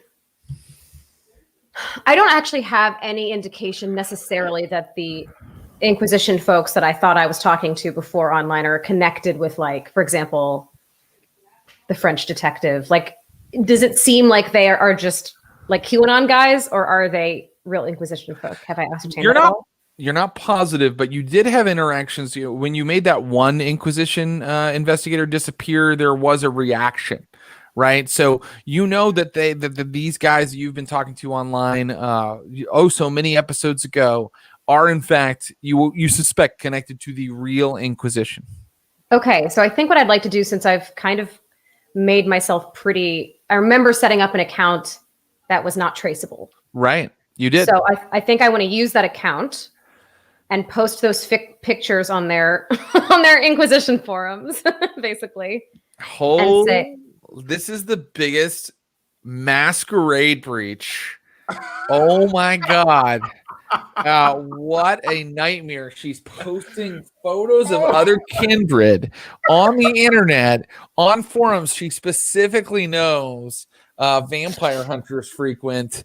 Let's see. I'm just looking at our chronicle tenets to make sure that's not going to earn you a stain.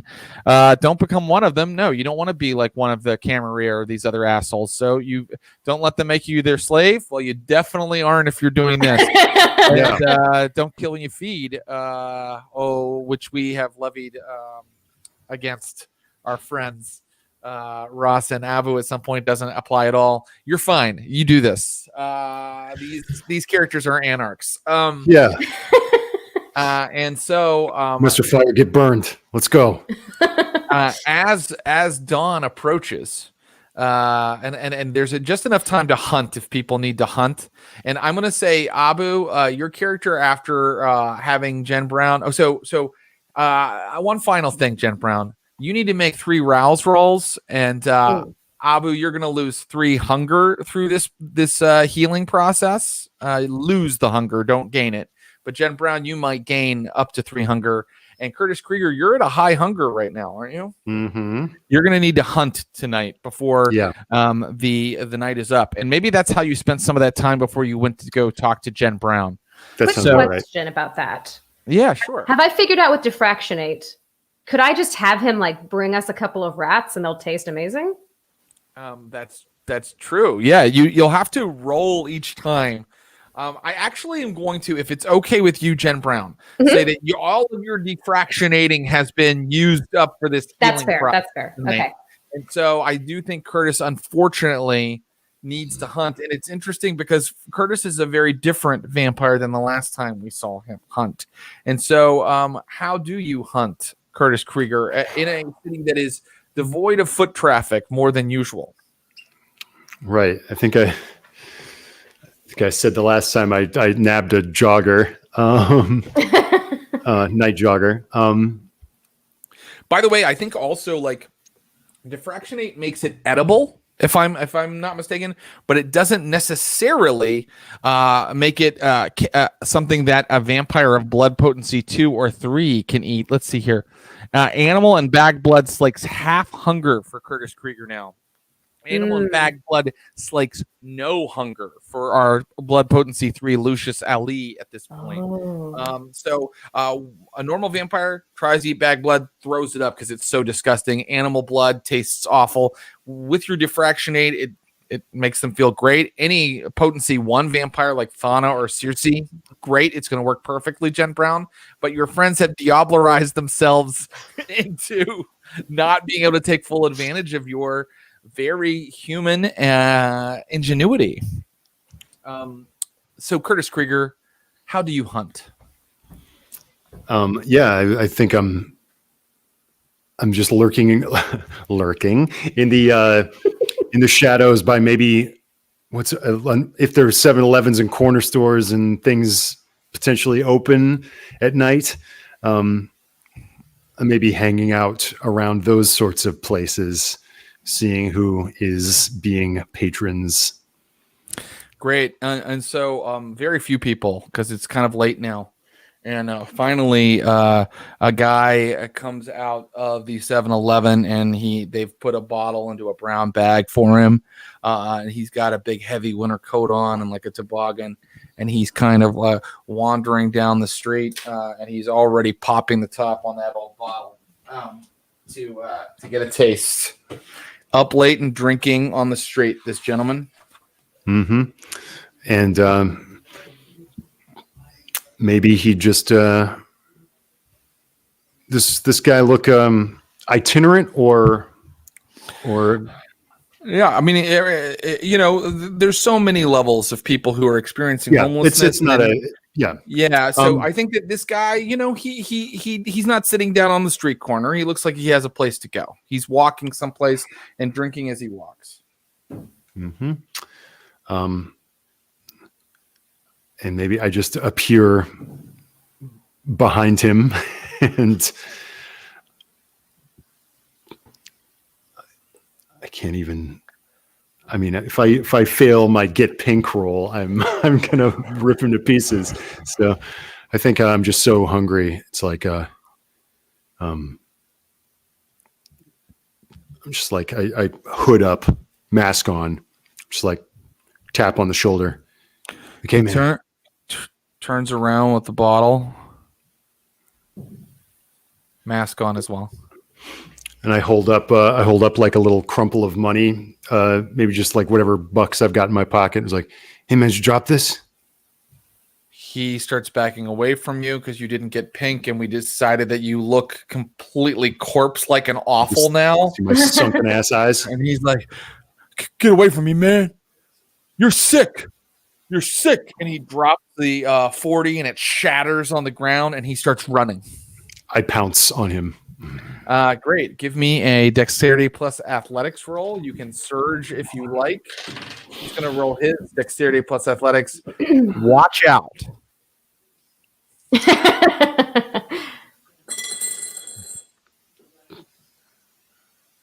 Oh my stars. I'm so damn hungry. Good Lord. Roll so many dice. I just got 2 successes. He got 3. He's Good escaping God. from you. He's God. escaping from you into a park. Oh my god! Christ. Asinine. Okay, great. Curtis is like, come on. He just takes off after him. Great. So I'm going to give him 1 free success because he's got like 1 success ahead of you, right? And let's roll again. You guys are running through the park. Dexterity plus athletics. By the way, if he earns like a total, I'm going to say of like 3 above you in successes, I'm going to say he escapes.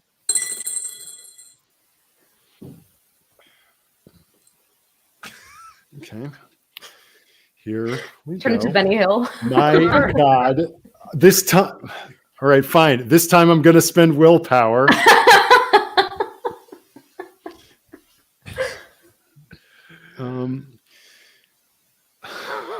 Oh no! 3 successes. Okay. Well, he had 2, Okay. counting the one that he had earned earlier because he only got 1 this time. So you do overtake him in the middle of it's not even really a park. It's like one of those pseudo parks they put on like a little strip of land between 2 major boulevards or whatever. And so it looks like there's nobody around. You've got your hands on him. Are you going to feed? Yes, I am. Great. Give me a strength plus brawl attack, and he's going to try to fight you off. We're gonna do every step of this because it's really entertaining me. I don't know how to do it. Rather than wrestle him to the ground, I might try doing that. I might try doing that quell the beast thing and just like alphaing him down. Great. Give it a shot. I can bring up. Do you know the dice pool for it? It's 3 pips of animalism plus what? It's charisma plus animalism, and it requires a rouse check. Uh-oh. I succeed. Okay, you don't get hungrier. Okay. So I got 3 successes on my Quell the Beast roll. Okay, so when you guys are struggling, suddenly your eyes look into his, and how do you cow him? It's like we're kind of struggling, and then eyes meet his, and like listen, just relax. It'll all be over real soon. Okay. I don't deserve this, man. I don't deserve this. No, you don't. So, the people who deserve it, they rarely get what's coming to them. Yeah, and Curtis Krieger, I'm just going to make one roll here. Yeah, Curtis Krieger, as you bite in, you notice that, either side of your fangs have kind of caught like a little chain he was wearing around his neck, and when you finally pull free, by the way, how much are you drinking? I just want to wipe a couple pips. Right. Okay. That's no problem. Let me see how much you can kind of. Here we go. You can go like 3 without like.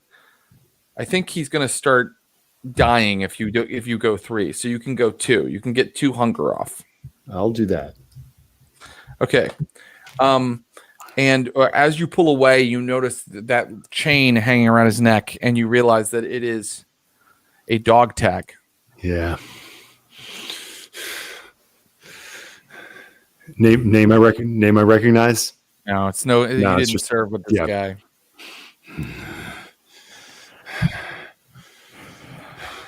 That money I used as bait, I just leave it on the ground, and I leave it with him, and just hood back up, dash into the night. You leave him kind of sleeping on the ground in the park. And I will let you know that as the next day is starting to dawn, those message boards you posted that to, Jen Brown, are going nuts. Like they're going wild. And you can tell that a lot of the posers are the ones who are mostly going nuts about this. And Father Forgive Me, the main account that you kind of talk with on there, has gone silent, but you can tell from your tech foo, your Wi-Fi foo, that he has been active. And so the sun is rising again, everybody. Okay.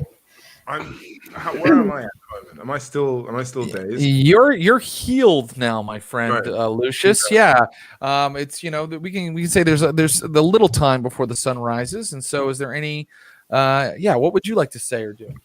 Well, I was just wondering if that mucus that we had is still, if there's any sort of form of, because I was thinking like in my stupor, in my whatever I was in, if Jen was able to kind of heal me, and so as if there was anything else that we could maybe possibly even study or push further, because this is fascinating, right? This is groundbreaking for me, and I'm like sort of like, okay, I've just got ill as a vampire and now been healed. Now there is something really interesting about this thing that they're now going to poison everyone with, and we just seen what it could possibly do to a human being. So I'm almost like in this sort of, I guess, like doctor, when a doctor tries to find a vaccine for something, or like something to like a cure, I'm in this obsessive nature now of almost wanting to experiment and further push more the idea of maybe like mass producing something.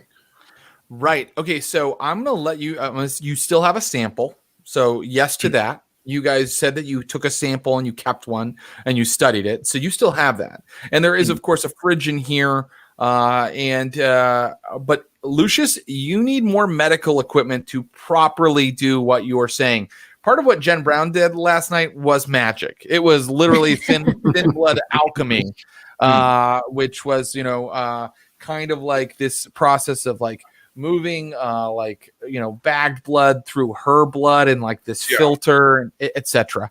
But if you want to do the work to figure out how you could use this or what effects it would have on the human body, you'll need a couple hours, and you could do it the next night with but you'd need the equipment, you'd need the microscope, you'd need etc. I think, because I'm sort of. Well, first of all, actually, let me go outside and see if Clara's anywhere nearby. Oh no, Clara isn't anywhere nearby. It's almost dawn and she hasn't returned. So, of course, Clara is a human, so she could come back after the sun comes up. Okay, well, I'm just gonna message her then and be like, "Hey, I'm healed," with like the emoji of the 2 hands, because she likes using emojis. I'm like, I'm healed. Where are you? Yeah. Jen healed me. It was super elite. You get a text back. Your sister is taking advantage of my hospitality. I look forward to meeting you, Dr. Ali. Shit. I'm just gonna. It's signed Marius, Oh, a person whose name you have never heard before. I wonder if this is the black car guy. Black car man. Yeah. Oh no. I'm literally just going to. I'm just gonna call. Just fucking punch and call. You need to relax. Tell me Everything. where the fuck. No. Tell me where the fuck you are. Not quite yet, but I will let you talk to your sister. Luce, Clara, has he touched you? Has he done anything to you? he's one of you. He's nice. He has a plan, Luce. What do you mean? A plan for how to take the whole city back. I think it's a good one. He's been watching Washington's Landing too. That's how we bumped into each other. I think you should hear him out. Can I bring him back? No. I will meet you. I don't want to bring him back here. I don't want him in danger anymore. Listen. Sunup's in 20 minutes. I know. Look, talk to him, decide on a location, message me, and I will meet you there. Great. He gets back on the line and he goes, very good. I'll text you the location. Yeah. All right. It's 20 minutes to sunup. Jen Brown, you can do things after sunup, but the others are already getting tired. And by God, the rouse rolls will need to be made again when the sun goes down again. Oh, so much work to get yourself fed. And then it so slowly bleeds away. The power slowly bleeds away. So I'm going to now say that Lucius and Curtis must slumber. But Jen Brown, is there anything else you'd like to do? I think I basically want to self-destruct the profile I used. That was like such a huge to the Inquisition. I think I want to I already built in a bunch of safety measures, but I feel like that was such a huge, massive dump and masquerade breach that I want to wipe it clean, basically.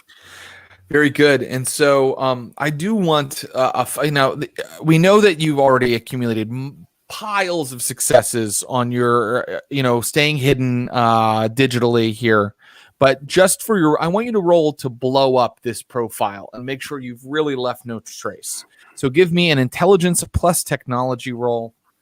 Difficulty. If you get 4 successes, there's no way as a storyteller, I can make anything ever happen from that profile again. If you get 3, there's very little chance, and then 2 and 1, I might do something to you. I got 3 successes. Okay, so very, very little chance. I'm going to say there's a roll of only a 10 roll on a die. If later I think it's applicable, we'll say that someone is able to trace you. And I think Jen Brown is smart enough about technology to say she knows that there are screenshots, that there are all kinds of ways that you leave a footprint, but to the best of her very capable ability, she has destroyed any trace of this identity online that she was taking on. And the sun is going up, and Jen Brown too must slumber. And during the day, a scene occurs where our friend Craig goes to the kitchen in the salon, puts a cup under the faucet, turns the handle. Wait, what? No. And no water comes out. He picks up his phone. The entire Pittsburgh area has had its water shut off. They are tracking a infection in the water supply. National Guard will be distributing bottled water. In just a few scant hours, things have changed yet again, and nobody can get water out of their faucet here in the city of Pittsburgh. Guys, that's good news. Yeah, right. before you rouse to awaken, you may all give yourselves 1 point of willpower. Oh. Whew. And so I will allow you now to rouse. One failure, so I get a hunger. What hunger are you at, Lucius? I'm at 2. Sorry, 2 now. Yeah, that would make sense. Yeah. Yeah. Oh my! How we doing, Curtis? After all that traumatizing hunting, got a hunger back, and you just see Curtis and then I just like fingering his own dog tags, kind of staring into the middle distance. The good news is that Craig is back on his feet now. I've ruled after his ordeal. Days and days have passed, and you guys healed him up really well. And so he comes and talks to you, and he will kind of. Do you want to tell him what happened, or do you keep it from him? I tell him what happened. He tells you that this is fucked up. But I'm worried about you, Kurt. Yeah. And I'm the heroin addict.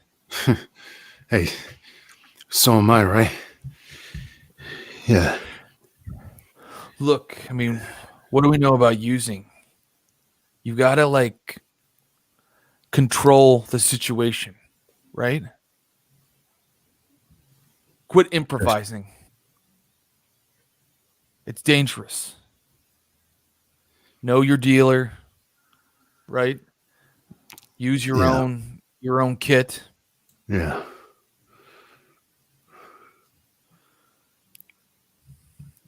Anyway, Craig is available if you need to use him for anything now. And Jen Brown, how did you do on your rouse roll? The 3 that you had me roll to see if I got hungry from helping Lucius, I succeeded. And then I failed this one. So I'm now at 4 hunger, and I'm freaking out. You are freaking out. You're very, very hungry. So I'm going to now. We're almost to the end of today's session. So now we have to talk about what's next for our coterie. Incredibly, you've managed to heal Lucius. You've managed to, you think, stop the city from being poisoned. To do that, you had to turn in other kindred to the Inquisition. All of that's behind the fog of war. You're not sure exactly what happened there, and who knows if we will ever get to see. Clint, can you check if Humphrey's available? But what I would like now is for let's spend the last minutes of our session deciding what our next move is, and I think a very likely hook is you've got to make a meeting with this gentleman who has Clara. Seems about right. Mm-hmm. So yeah, I think I'm just gonna tell the group like what's happened, but then I'm also gonna tell the group that I'm gonna just say like, look, Clara didn't return and she's been taken, but it doesn't sound like she's in danger. She's with one of us, but I've asked to meet with this thing who has my sister. I feel no sense of danger. I feel no sense of. What I'm trying to say is this basically that you don't have to come if you don't want to. This is my thing, my issue, my problem, and I appreciate all you've done for me. The last thing I want to do is put you in more difficult situations. Look, you've helped me out, okay? You've helped us all out. And so is Clara. I understand if you don't want our help, but if you want backup, I'll come with you. Jen's kind of tweaking, and she's almost like angry at you for thinking that you would go by yourself. She's like, you haven't been here, Lucius. The kindred in the city are dangerous. You're not going by yourself. And don't be so sure that she's having such a great time. They can make you think things, man. You should know better than anybody. They can get inside your head. I know. All right. Then we'll all go. But before we go, I need to tell you, well, first of all, can I look at Jen and just be like, kind of like a bit like, okay, this is a bit out of character. I can see she's hungry, right? Oh, yeah. So I'm just kind of like, well, okay, fine. But first, I think we should help you, Jen. I just need Curtis, and I'm going to look at Curtis and be like, can you get me a couple of rats or something? Really? Yeah, trust me. I mean, if you say so, special delivery. And so is it charisma plus feral whispers? Yeah, let's see how it goes. Does it require a rouse roll? Yes. Oh. Right, doesn't it? It does. I want you to make it. Shit. Sorry, Curtis. No, I just want to keep the difficulty on, you know? Success. Didn't you? Okay. There you go.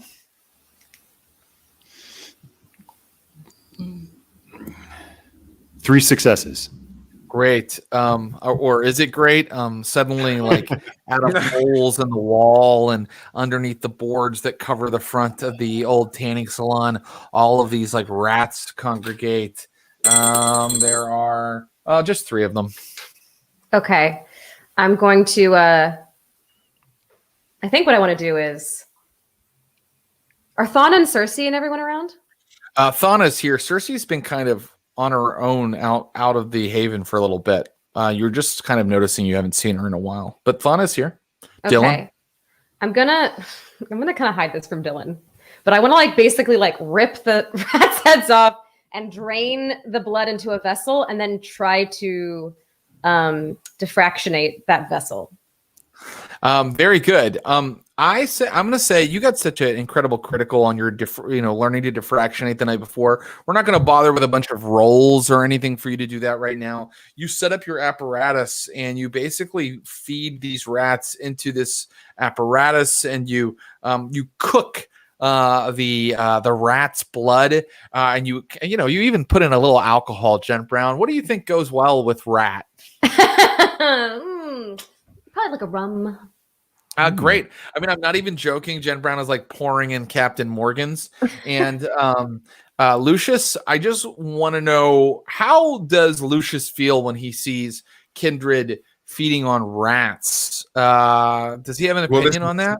This is the thing. I kind of so this is the point. So when I see this, I kind of take a deep breath and I'm like, I need to come clean with you all. My reasoning for being here, yes, it is to rid myself of my sire. But my reasoning for being here is bigger. I have realized that we are at war. Not at war with the Inquisition or other human beings or within different clans. No, we are at war with ourselves, our tradition, our nature.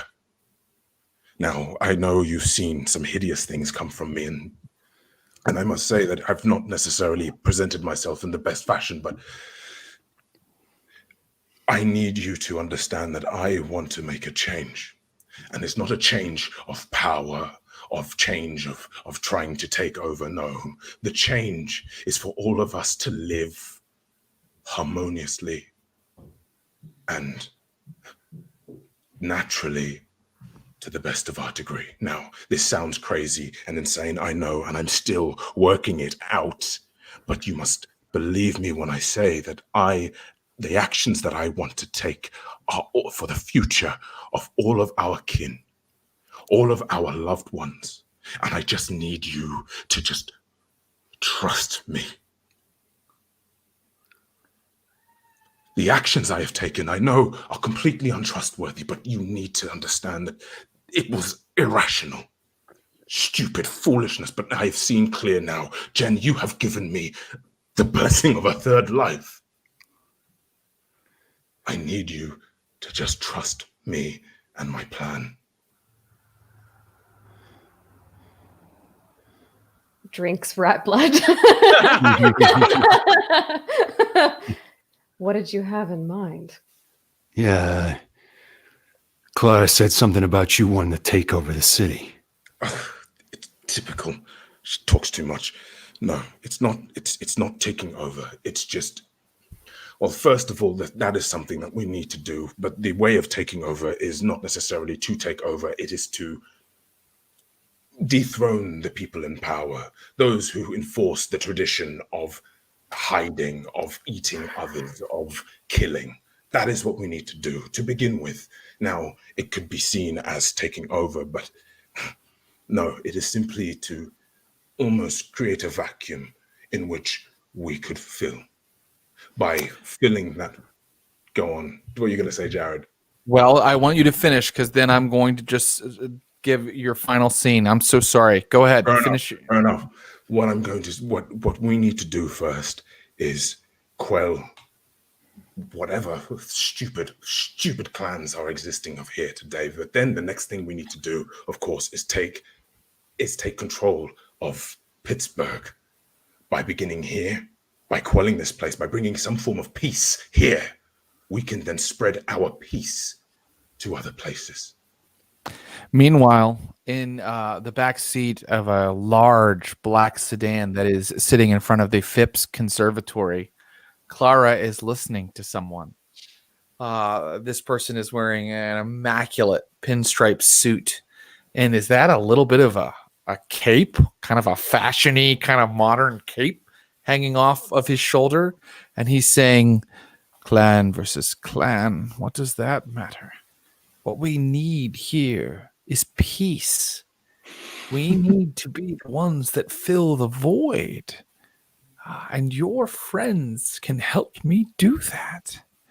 And now perhaps our camera turns to look at him, and you see that his entire face is like a mask of ivory, but it is alive. In the same way that Mary looked like she was made out of onyx or obsidian, this gentleman looks like he's made out of pure, white marble. And his eyes are pink and roomy, and he has an enormous arching forehead, back to slicked black hair. And he pulls out a small watch and he goes, "They're late." And that's where we will end for tonight. Yes. Whew. Oh my! Woo! What a session! Baby. So much happened. So much happened. Sucking rats, taking meetings, licking ooze, all the good stuff. I'm glad we got a nice rat meal in there. That's yeah. You can go ahead and take 3 hunger off. I think that's your reward for figuring out Diffraction 8. You've removed 3 hunger. Incredible. God. Yeah. Man, oh man. That was a good one. What's going to happen next time, guys? I have no idea. Well, I want to thank my incredible players who bring it so hard every time, and also, carefully navigate all these really kind of horrific scenes and adult situations so well, and keep it fun. I hope you're having fun, because I have so much fun watching you. So thank you, guys. Thank you. Thank you. Super fun. Yeah, thank you. Great. This is so great. This is our cast: Ashley, Burch, Ross, Bryant, and Abu Salim. Let them know you enjoyed them. Find them on socials or wherever you can, and let them know you enjoy them. Guys, thanks again. We'll see you next week. Thank you. And I'm going to say bye-bye for now. But man, it's hard to say farewell. But okay, bye-bye. I love you guys. Okay, and then it's just me. Okay, so I'm going to go through a little bit of show business, and then I got to get out of here. But I could probably take one question or comment. Guys, this Tuesday, it's not Tuesday anymore. It's Monday. Tomorrow night at 7 p.m., I'll be going live for a Stream of Blood fireside chat. This is our second fireside chat. This is a chance for us to talk to you, the viewers. and our subscribers, answer your questions, give all of my opinions on different gaming topics, and you can give yours, of course. In fact, you guys mostly are the ones who set the conversation and tell me what you want to talk about. So please tune in to the Stream of Blood Monday. That's tomorrow night at 7 p.m. And we'll have us a nice little chat. We can kind of process some of the crazy stuff that happened in Vampires of Pittsburgh. Also, this Thursday at 4 p.m. Pacific Standard Time, Secret Game Master Clint and I will be chatting on the Stereo app. That's a live broadcast social platform where you can actually not only listen in on what we're talking about, but you can send us voice messages. They could be questions, comments. To listen and interact, you need to download the app on iPhone or Android and follow me. I am at Jared Logan on that app. And that conversation will be what we call campaign promises. Clint is going to come to me with the campaign he would really like to play in. I will tell him what games I would use to run it, and then I will do the same to Clint, and we will have a kind of a conversation about what's the best way to run, say, a Terminator campaign, or what's the best way to run a Downton Abbey campaign. What game would you use? What house rules would you make? What kind of character would you play? So have your Stereo app downloaded and then participate in that. Send us some messages and tell us how you would do it differently. I want to hear it. Saturday, this coming Saturday, it is part 3 of our epic journey to the center of the Earth, the story of the Neptune Society, and the Earth is a box of bees. In the second chapter, there were dinosaurs. And in the next chapter, there promises to be finally major character deaths. I keep teasing that, and then the characters' dice rolls yesterday were incredible, and they did not lose any lives from their party. But there are 8 monsters, ancient evil ghost queens. You can catch up on parts 1 and 2 on our YouTube channel. Those are already up for video on demand. And the conclusion is this Saturday at 6 p.m. PT. Stream of Blood's a podcast as well. Find it on the podcatcher of your choice. Subscribe, download, rate, and review it. Let people know about it. People will find us that way. They'll find the stream that way. They'll find the video on demand YouTube videos that way. And we will grow and become powerful, just like that bacterial colony that Lucius was feeding with his blood. So please let our bacterial colony infect everybody and subscribe to the podcast. Okay, do I have any comments or questions before I mosey on out of town? Hey, Shaka, do we know yet when we will be getting more blades? Well, Clinton Truck's secret storyteller, do you think I can kind of announce our plans for blades now? Let's do it.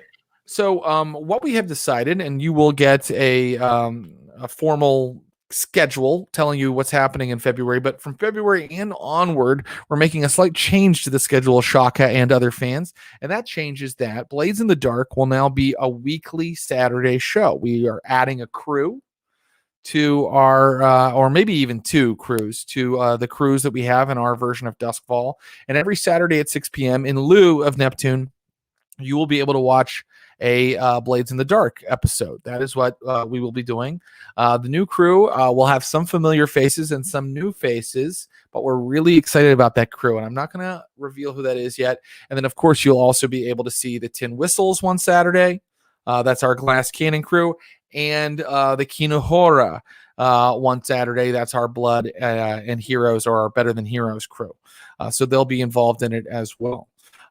What's happening to the Neptune Society, they all ask. It is not going away at all, but it will sort of move to the old spot that we had for Coven. So it'll start being a 2-parter every month that happens on Tuesdays. And sometimes they'll happen back to back, and sometimes there might be a week between them. We won't necessarily go every other week like we did with Coven, but the Neptune Society will stay around. It will just be a Tuesday show. So you're just getting more shows. And that's the bare minimum of what I have to announce. There's even more stuff coming down the pike, some this week. You know what? If you tune into the Fireside Chat tomorrow or the Stereo app thing on Thursday, I will tell you what we're bringing. Okay? I will figure out everything that we're allowed to announce, and I will announce it. Thanks, Shaka. Guys, spread the word about the Stream of Blood. We're on Twitch. Subscribe for special emotes and benefits. Subscribe and comment on our YouTube as well. We're on Instagram and Twitter. We're on Discord, the server of blood. We're on Reddit. The best way to talk to us is the Discord. I'd like more people to join. I'd like more people. There's a lot of lurkers on there. I want to see some more people. Just jump in. Don't be afraid. Talk to us. We want to hear from you. Get on the server of blood and talk about whatever you'd like. And then we are also on Facebook if you are in your 50s. Guys, I want to thank my producers and partners, Brian Baldinger and secret storyteller Clinton Trucks, for helping me make this stream possible. I want to thank our social media manager, Megan Arch. I want to thank YouTube creator, Matt Moynihan. We're going to be having something from him very soon. Our Stream of Blood logo was created by Garrett Ross, and our opening animation is by our fellow role player, Andrew Orvidal. Until next time, #GetPink if your blood potency isn't too high. If it is, you just can't.